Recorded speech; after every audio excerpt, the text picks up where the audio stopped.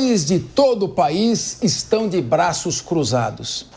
A categoria iniciou a paralisação das atividades nesta segunda, protestando por melhores condições de trabalho. Qual é a categoria?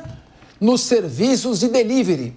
A greve, que afetará quase 60 cidades, tem manifestações previstas em 19 capitais.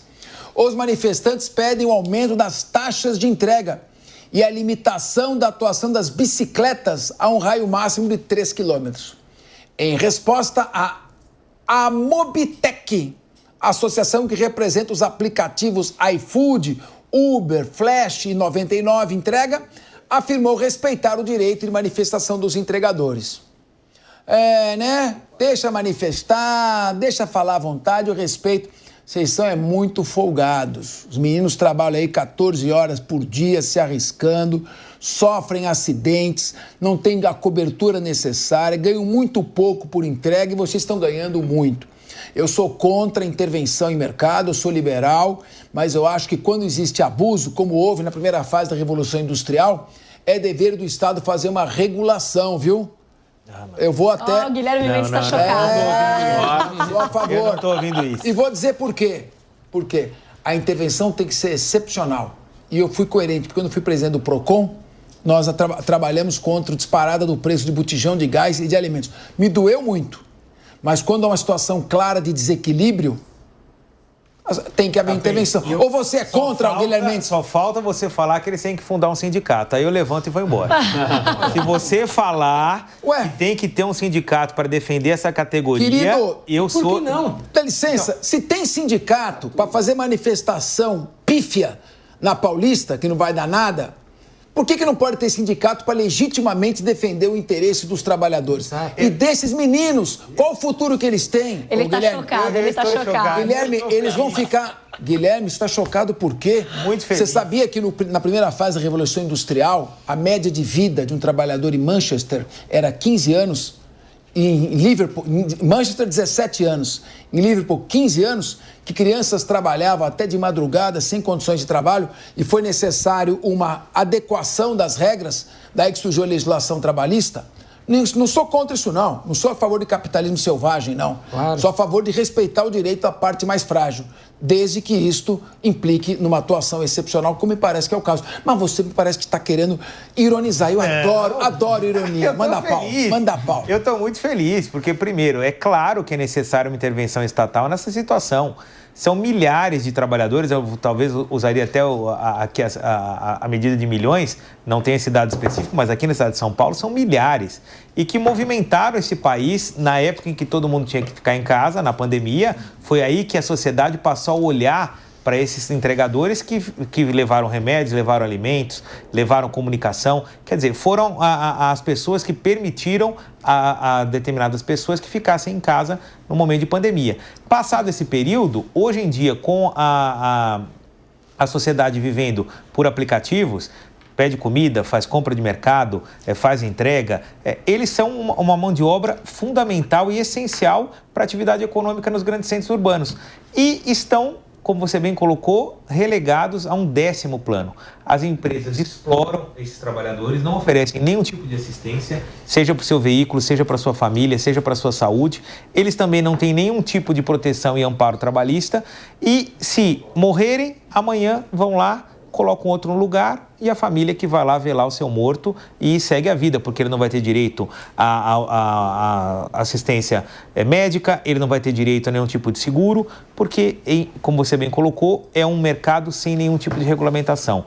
Parabéns aos manifestantes, espero que eles consigam defender um pouco os seus direitos, não é?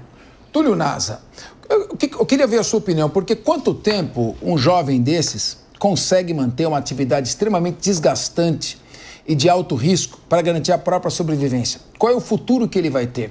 Muitos desses moços estão fazendo isso porque não tem o mau caráter para roubar, para furtar, estão trabalhando para manter suas famílias. Então, nós temos também um dever, o Estado tem um dever de proteção contra esse cidadão, sem que, com isso, eu seja um socialista, como quer parecer aqui o meu querido Guilherme Mendes. Quero te ouvir.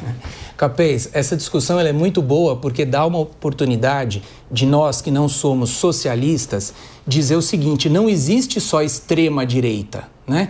Não é porque uma pessoa pode ter um pensamento ideológico mais de centro, centro-direita, que ela tem que ser taxada de extrema-direita. Então não tem que ter espanto nenhum com esse tipo de posição.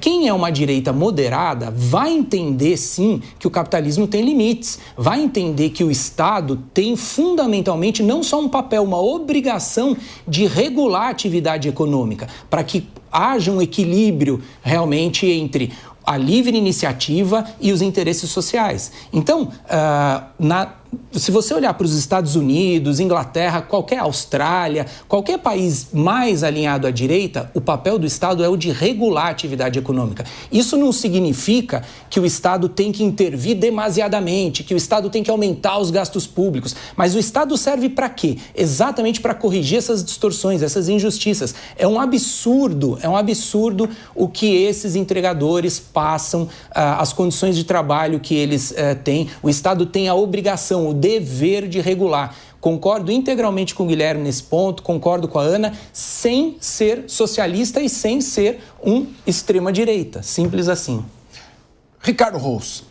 Olha, eu acho que faço minhas palavras do Túlio, sem querer ter nenhum tipo de extremismo. Sim, há uma desregulação e o Estado tem que atuar regulando, sim, esse mercado, óbvio, moderando, talvez essa palavra seja bem mais interessante, porque, sim, muitos desses jovens aí estão vivendo de forma precária e uma das reivindicações é limitar a entrega de bikes a 3 quilômetros. Eu mesmo já tive a oportunidade de ver entregas aí de mais de 12 quilômetros, cara, de bike. É ruim para todo mundo, para quem vai receber, para ele que está entregando, o cara vai entrega e já reclama. Enfim, no fim do dia precisa de um organismo. Esse organismo é o Estado. E aí a gente percebe que o Estado também está falhando, porque há quanto tempo e quantas vezes a gente já não viu essa discussão da precariedade desses entregadores e o Estado aí fazendo vista grossa nesse processo. E nós precisamos sim do papel do Estado, neste caso específico, regulando essa ponta que é mais frágil dos entregadores.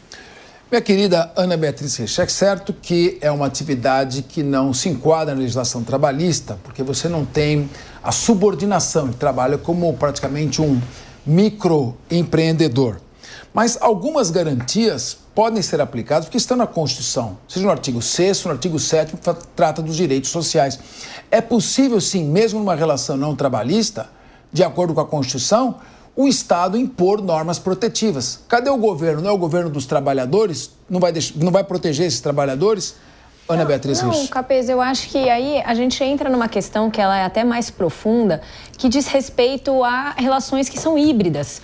Como é o caso em que não existem todos os elementos que formam uma relação trabalhista normal, que é aquela que se submete às regras da CLT, mas que claramente existe aí uma hierarquia, existe toda uma prestação de serviços por estes entregadores e não de uma forma equilibrada, porque eles não têm o mesmo poder de decisão, o mesmo poder negocial do que as plataformas na qual eles prestam esses serviços. Então, é evidente que a gente precisa trazer elementos de relações trabalhistas, em especial esses de proteção.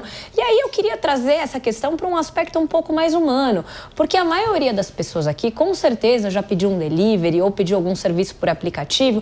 E aí a gente se esquece que tem um ser humano que está ali em cima daquela moto para trazer rápido aquele documento para você, que provavelmente está 10, 12, 14 horas ali, sem conseguir ter acesso a um copo de água. Muitas vezes eles dependem dos próprios restaurantes que, de boa fé ali, tentam ajudá-los, colocam um lanche, colocam um bebedor, mas isso é insuficiente. Ainda mais quando a gente fala de prestação de serviço em cima de uma moto, que é uma atividade que traz mais risco do que se eles estivessem sentados aqui como nós. Então, eles podem correr passar por acidentes de trânsito.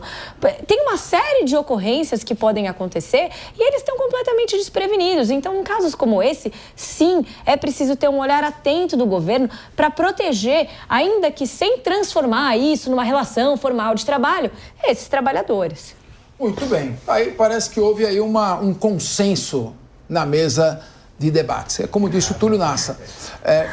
Em pontos que são de convergência, quer dizer, quem pode ficar contra? Sem um menino que trabalha, muitas vezes até usam do trabalho dele alguns assaltantes para se infiltrar e praticarem crimes. E esses meninos estão trabalhando e batalhando e merecem a proteção do Estado.